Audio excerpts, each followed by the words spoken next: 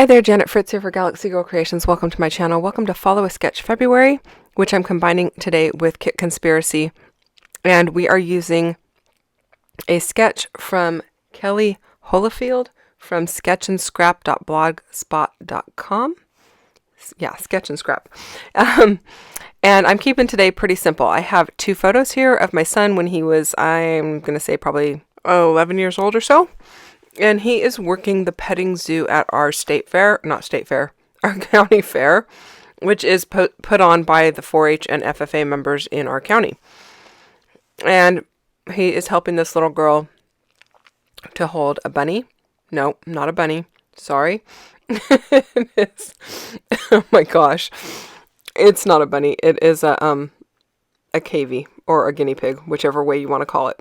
So technically they are called KV. But most people just call them guinea pigs. So anyway, he's helping this little girl hold a guinea pig.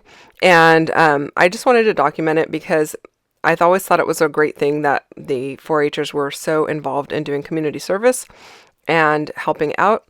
And the kids really always made it fun for each other by doing it as a group or planning something fun after or around it. And so it made it fun to want to help out and to sign up for community service, which a lot of times gets kind of a bad rap because it is a lot of work. And so I wanted to document that. I am using this awesome paper in the background here that goes from the blue to the green. And I think I've used this paper 2 or 3 times already. Maybe 2 times. This might be the 3rd time. And I love it. I bought multiple sheets of it because I think it's so cool. And then I was going to use the white side of the paper that I cut the circle out of, but then I saw it had that blue circle behind it, so I thought, why not? And I decided to go ahead and use that side. I haven't actually used any of the papers that have that circle on it as of yet, and so this is the first time I'm actually using it, and I really like how it came out. The circle template that I had, I just used my mouse pad to draw it because I have a circular mouse pad that I don't really use for a mouse. I use it in my crafting stuff to like poke holes in papers when you're going to put brads in it, or to poke holes in papers when you're going to do stitching, or to receive a staple in the middle of the page when you have to open your stapler up and all that kind of jazz. That's really what I use it for. I don't really use it for using a mouse. Anyway, I pulled out the Spectrum Sherbet washi tape and I decided to use this piece that actually has some of the warm colors in it as well. The bottom of this background paper is starting to go towards the yellow side of green, and that is a warmer side of the green, so I thought it would be a really great place to bring in this color. And then I pulled in this blue washi tape from Vicky Booten, mostly because he's got blue on in the photo and I thought it worked really well. And only a little sliver of it is going to be showing because I don't want it to be overpowering because it's kind of got a different feel than the rest of the layout. It still has that kind of distressed look to it, but it's a lot more bold than the muted colors here. So I just want a tad bit of it showing. And I really like the way that it ends up looking when it's all layered up. The branding strip that says Moments actually came off of this piece of paper, and I really like the part that it says Moments on it. So I wanted to make sure that that made it on the layout and that it's visible and you can see it. I was having a hard time getting my ATG glue to stick on top of that washi tape. I think at some point I do end up putting a little bit of liquid glue on it, but I don't know if that is caught on camera or not. But it just doesn't want to stick on top of the washi.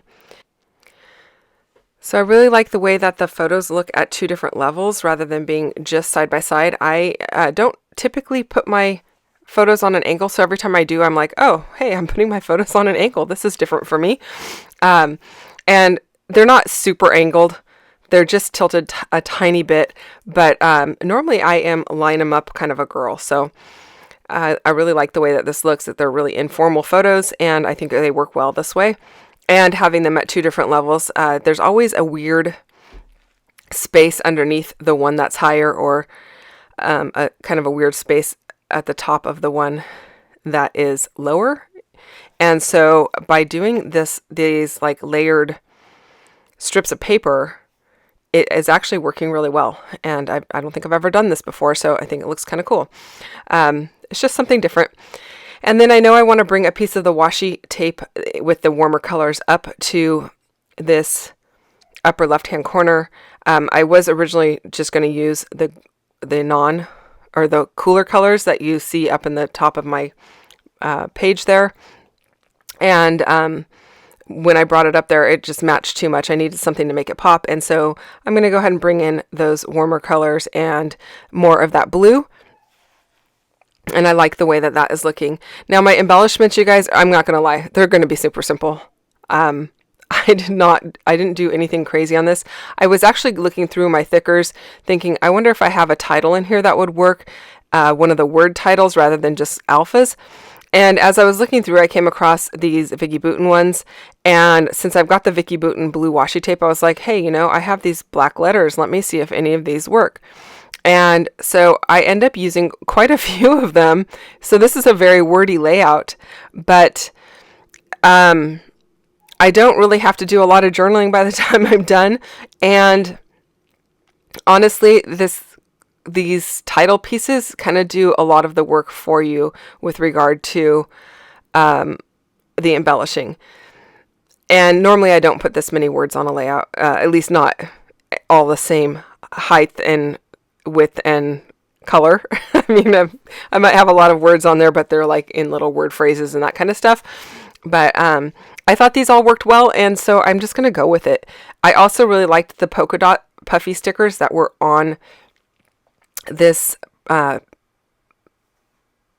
package of thickers. So what I'm doing here is I'm just picking up those dots and I am placing them in the exact same places that they were at on the sticker sheet. Somebody designed this sticker sheet, probably Vicki Boutin or somebody she worked with, and the dots are all placed nicely. And so I thought, you know what, why do extra work? Why not just use the sticker sheet as a good way to figure out where I want my dots to go, and I don't have to worry about that confetti looking random but not being random. So that's all I'm doing there. And then I am going to bring in some of the hearts just to kind of finish it off. And I really like the way that this ends up looking. I think with that washi tape that has the warmer colors in it, it brings in those pinks and such. There's not really a whole lot of purple on here at all. There's not any purple, but I did use a couple of the purple foam or puffy stickers there. But it just, having that warmer color allows me to bring in some of those warmer tones in these puffy polka dots. So I'm really liking the way that that's looking, and I'm just going to go with it. I end up using the word fun up here because it's a small word, it fits. And, you know, honestly, like I said earlier, they have so much fun working these events together, and it really gives them a way to do outreach with the community and show their talents with regard to these animals. So that is it, you guys. I hope you didn't feel like this was too short, because this was a short video, but I want you to know you don't have to do a lot of work to make a layout be pretty, and it can still work. I did finish everything off with a sketchy line around the circle, the entire layout, and then one strip of that branding strip. Thanks for watching. I will see you guys again real soon with another video.